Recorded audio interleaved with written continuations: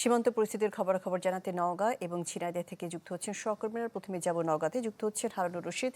হারুনুর রশিদ, নওগাঁ এলাকার সীমান্তে কি পরিমাণ যাদেরকে পুশিং করা হচ্ছে তারা অবস্থান করছেন, স্থানীয়রা কি বলছেন আর বিজিবি কি বলছে? এই মুহূর্তে আসলে জিরো লাইনে কেউ নেই, অর্থাৎ যারা পুশিংয়ের শিকার হয়েছেন বা এরকম কেউ নেই। এবং গতকালকে থেকে আজকে পর্যন্ত এই ধরনের কোনো ঘটনাও ঘটেনি।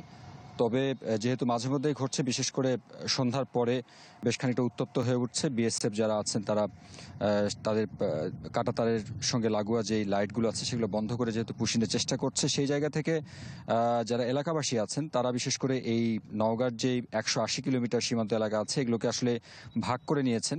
এক একজন হয়তো 2 ঘন্টা 3 ঘন্টা করে আসলে পাহারা দেন, এরকম করে বিজিবির সঙ্গে কাজ করছেন। পাশাপাশি পর্যাপ্ত সংখ্যক আজকে থেকে যে আনসার সদস্য তাদের আসলে মূলত কাজে লাগানো হয়েছে, অর্থাৎ বিজিবির পাশাপাশি আনসার সদস্য তারাও কিন্তু কাজ করছে। এছাড়া বিজিবির পক্ষ থেকে বলা হচ্ছে যে তারা ভিন্ন ভিন্ন কৌশল নিয়ে কিন্তু কাজ করে যাচ্ছে, অর্থাৎ স্বাভাবিক সময়ে যেভাবে তারা শুধুমাত্র টহল জোরদার রাখে কিংবা দেখাশোনার দিকে থাকে, সেই দিকে না থেকে আরও কৌশলী হয়ে তারা সেই জায়গাগুলো কিন্তু কাজ করছে, এমনটাই বিজিবির পক্ষ থেকে জানানো হয়েছে। এদিকে আমরা দেখছি যে গত কালকে থেকে যে সীমান্ত গ্রামগুলো আছে সেগুলোতে আসলে বিশেষ সভা সেমিনার আয়োজন করা হচ্ছে। সেখানে জেলা প্রশাসন এবং বিজিবি যৌথভাবে সেটি আয়োজন করা হচ্ছে মানুষজনকে সচেতন করবার জন্য, যাতে করে আপৎকালীন সময়ে সবাই সম্মিলিতভাবে এগিয়ে আসে সেই দিক বিবেচনায়।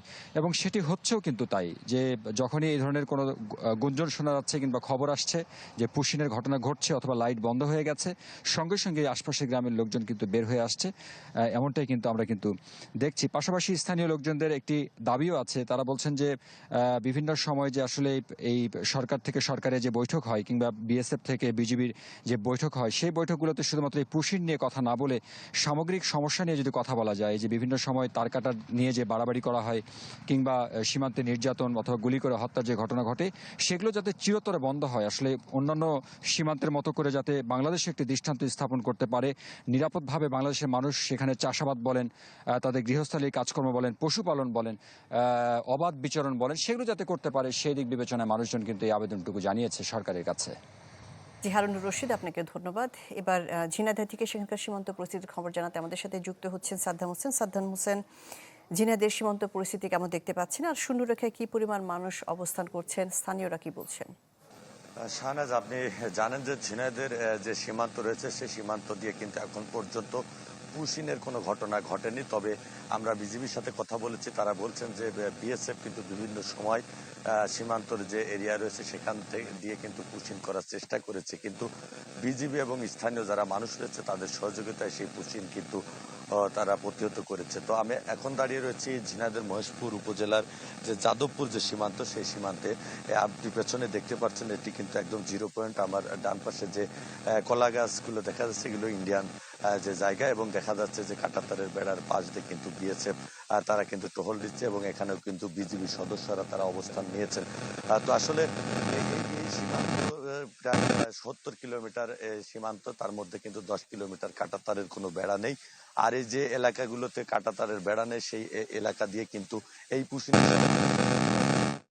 চেষ্টা করেছিল, কিন্তু বিজিবি স্থানীয়দের সহযোগিতায় তাদেরকে কিন্তু প্রতিহত করেছে। এবং এখন পর্যন্ত আমরা দেখতে পাচ্ছি যে এই সীমান্তে যে যে গেটগুলো রয়েছে, বিশেষ করে সন্ধ্যার পরে যে বাতিগুলো জ্বালানো হয়, মাঝে মধ্যে সেই বাতি বন্ধ করে কিন্তু তারা এই গেট খুলে সেখান দিয়ে কিন্তু গাড়িতে করে বা তাদেরকে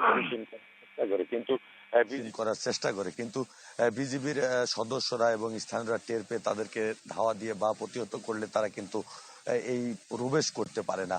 তো এখন পর্যন্ত কিন্তু এই বিজিবির যারা সদস্য, বিজিবি থেকে বলা হচ্ছে যে কোনো ধরনের পুশিং হয়নি। তবে এই পুশিং বিশেষ করে বিজিবির পাশাপাশি যারা স্থানীয় মানুষ রয়েছে তারা কিন্তু সর্বোচ্চ চেষ্টা করছে। তো এটিকে আসলে আন্তর্জাতিকভাবে সমাধানের জন্য দাবি করছেন স্থানীয় যারা সচেতন মানুষ রয়েছেন তারা। তো এই ছিল আমার কাছে সর্বশেষ পরিস্থিতি। শাহনাজ। জি, সাদ্দাম হোসেন, আপনাকে ধন্যবাদ। এবার পঞ্চগড় থেকে যুক্ত হচ্ছেন হোসেন রায়হান। হোসেন রায়হান, পঞ্চগড়ের সীমান্ত পরিস্থিতির কি খবর আর বিজিবির টহল কেমন চলছে? শাহনাজ, পুশিনকে ঘিরে গত এক সপ্তাহে পঞ্চগড়ে যে শ্বাসরুদ্ধকর পরিস্থিতির উদ্ভব হয়েছিল সেটির অবসান ইনশাল্লাহ গতকালকে হয়ে গেছে। আপনাকে জানিয়ে রাখি যে আসলে পঞ্চগড় জেলার যে সমগ্র সীমান্ত বেল্ট হচ্ছে প্রায় 277 কিলোমিটার। তার মধ্যে পঞ্চগড় জেলা সদরের হচ্ছে 122 কিলোমিটার। 122 কিলোমিটারের মধ্যে মাত্র 22 কিলোমিটার এলাকায় কিন্তু কাঁটাতারের কোনো বেড়া নেই। আপনি জানেন যে আসলে ভারতীয়দের কাঁটাতারের পাশে কিন্তু তাদের পেট্রোল রোড আছে, চলাচলের জন্য মানে সুরক্ষিত জায়গা আছে, কিন্তু আমাদের যে সীমানা, সেই সীমানার অধিকাংশ এলাকায় কিন্তু নদী এবং চা বাগান এবং বসতি কিন্তু নাই। ফলে এই দুর্গম এলাকাগুলোতে কিন্তু বিএসএফ আমাদের বিজিবির পক্ষ থেকে টহলদারি জোরদার করা খুব কঠিন হয়ে পড়ে। তো যেহেতু একটা পরিস্থিতি বিরাজ করছে এরকম, সেই ক্ষেত্রে বিজেপি কিন্তু স্থানীয়ভাবে মানুষের সাথে সমন্বয় সাধন করে গ্রামবাসীদেরকে সাথে নিয়ে এখন প্রতিদিন টহলে অংশগ্রহণ করছে এবং জেলার সমগ্র সীমান্ত বেল্টে বিজিবির ঊর্ধ্বতন যারা আছেন, বিশেষ করে সেক্টর পর্যায়ে এবং ব্যাটালিয়ন পর্যায়ে যারা কর্মকর্তারা আছেন, তারা কিন্তু বিভিন্ন গ্রামের হাট বাজারে এবং বিভিন্ন ক্লাবে গিয়ে কিন্তু সাধারণ মানুষের সঙ্গে কথা বলছেন এবং তারা বলছেন যে ভারতীয়দের কাঁটাতার আছে, আমাদের কিছু নেই, আমাদের আছে মনোবল, আমাদের আছে দেশপ্রেম এবং আমাদের আছে জনতা।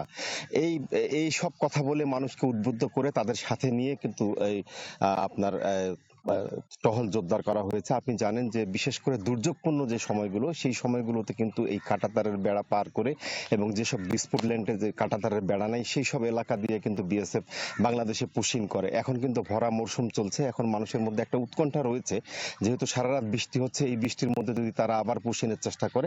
তারপরে কিন্তু সামগ্রিকভাবে মানুষ সচেতন হয়েছে এবং সাধারণ মানুষ বিজেপিকে মারাত্মকভাবে সহায়তা করছে এবং এই ধারা অব্যাহত রয়েছে। তো আজ পর্যন্ত মানে গত 24 ঘন্টায় কোনো পঞ্চগড় জেলার কোনো সীমান্ত দিয়ে কিন্তু পুশিংয়ের ঘটনা ঘটেনি এবং আমরা সকালেও দেখেছি বিভিন্ন সীমান্তে বিজেপির তৎপরতা লক্ষ্য করেছি। হাট বাজারগুলোতে তারা মানুষের সাথে কথা বলছে এবং সন্ধ্যা থেকে একটা বড় কমিউনিটিকে নিয়ে তারা সীমান্ত পর্যবেক্ষণ করছে এবং টহল দিচ্ছে। শাহনাজ, এই ছিল পঞ্চগড় জেলার সার্বিক বর্ডার পরিস্থিতি আমার কাছে। জি হোসেন রায়হান, আপনাকে ধন্যবাদ।